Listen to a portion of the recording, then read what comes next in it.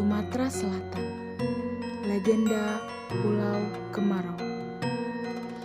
Dahulu, di Kerajaan Sriwijaya, ada seorang putri yang cantik dan baik hati bernama Siti Fatimah. Kecantikan dan kebaikan budinya terdengar kemana-mana.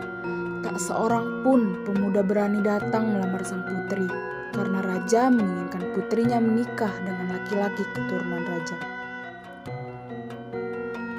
Suatu saat, datanglah seorang pemuda yang bernama Tan Bun An.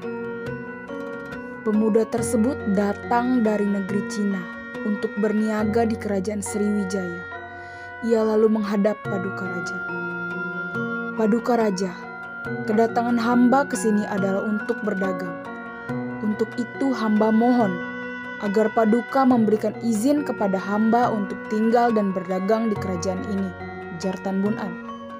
Raja memberikan izin kepada Tan Bun An dengan syarat pemuda itu harus memberikan sebagian keuntungan kepada kerajaan. Tan Bun An pun menyanggupi syaratnya.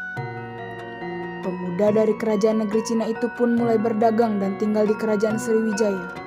Secara teratur ia datang ke Kerajaan Sriwijaya untuk menyetorkan sebagian keuntungan dagangnya. Suatu kali ia bertemu dengan Putri Siti Fatimah. Kemudian Tan Bun An jatuh hati. Ternyata Siti Fatimah juga mempunyai perasaan yang sama dengan Tan Bun An. Mereka lalu menjalin hubungan kasih. Kemudian Tan Bun An menghadap raja untuk meminta restu.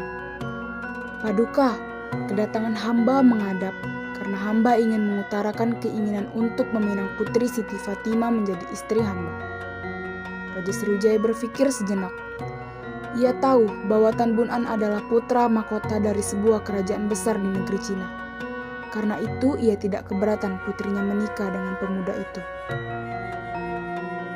Anak muda, aku tahu kau pemuda yang baik. Aku tidak keberatan putriku menikah denganmu. Namun kau harus menyediakan 9 guci berisi emas. Tan Bun An menyanggupi syarat yang diajukan raja. Lalu ia segera menghubungi orang tuanya di negeri Cina. Orang tua Tan Bun An memberikan restu kepada mereka. Namun sayang, orang tua Tan Bun An tidak bisa menghadiri pesta pernikahan anaknya dengan Putri Siti Fatimah. Lalu mereka mengirimkan utusan kerajaan untuk mengantarkan 9 guci berisi emas ke Kerajaan Sriwijaya. Utusan kerajaan Cina segera berangkat menuju ke Kerajaan Sriwijaya dengan membawa guci berisi emas di dalam kapal. Untuk melindungi emas-emas itu dari perompak, di bagian atas guci itu diletakkan sayur sawi, sehingga guci-guci itu terlihat berisi penuh dengan sayur sawi.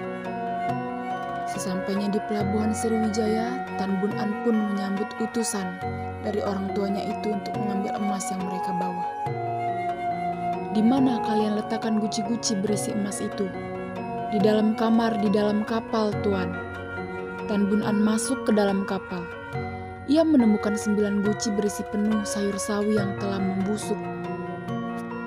Oh tidak, mengapa isinya hanya sayur-sayur sawi yang sudah membusuk? Aku akan malu kepada calon mertuaku, pikir Tan Bun An panik. Lalu ia membuang guci-guci satu persatu ke Sungai Musi. Ketika akan membuang guci terakhir, kakinya pun tersandung. Guci yang dipegangnya pun tumpah, keluarlah emas dari dalam guci tersebut. Lalu pemuda itu melompat ke dalam sungai untuk mencari kembali guci yang telah dibuangnya. Siti Fatimah yang sejak tadi menyaksikan kejadian itu berlari ke pinggir sungai dan menunggu calon suaminya muncul dari dalam Sungai Musi. Namun sampai menjelang sore, Tan Bun An pun tidak kembali. Putri dan beberapa dayang berniat mencari calon suaminya. Mereka lalu loncat ke Sungai Musi. Sebelum loncat, Putri berpesan kepada dayang-dayang yang tinggal. Jika nanti kalian melihat ada timbunan tanah muncul di permukaan sungai, itu adalah kuburanku, kata Putri Siti Fatimah. Tidak ada seorang pun yang kembali ke permukaan. Beberapa hari kemudian di tepi sungai, muncullah timbunan tanah menyerupai sebuah gundukan. Semakin hari, gundukan tanah tersebut semakin lebar, hingga menjadi sebuah pulau. Masyarakat setempat menamai pulau tersebut Pulau Kemarau, yang artinya kemarau. Nama itu dipilih karena kondisi pulau tersebut yang tidak pernah tergenang sedikit pun, meskipun ketinggian air di Sungai Musi sedang meningkat. Di pulau tersebut terdapat sebuah gundukan tanah yang agak besar dan diyakini sebagai makam Putri Siti Fatimah. Selain itu, ada 2 gundukan tanah yang lebih kecil. Masyarakat percaya bahwa kedua gundukan itu adalah makam dayang-dayang Siti Fatimah yang ternyata ikut menyebur ke laut menyusul sang putri. Kini, Pulau Kemaro menjadi salah satu objek wisata budaya di Palembang. Setiap perayaan Cap Gome, banyak warga keturunan Cina, baik dari dalam maupun luar negeri berkunjung ke sana untuk sembahyang dan berziarah. Lantas, apa yang menjadi pesan moral dari cerita rakyat dari Sumatera Selatan asal Pulau Kemaro ini? Segala sesuatu harus diteliti dulu. Jangan terburu-buru menilai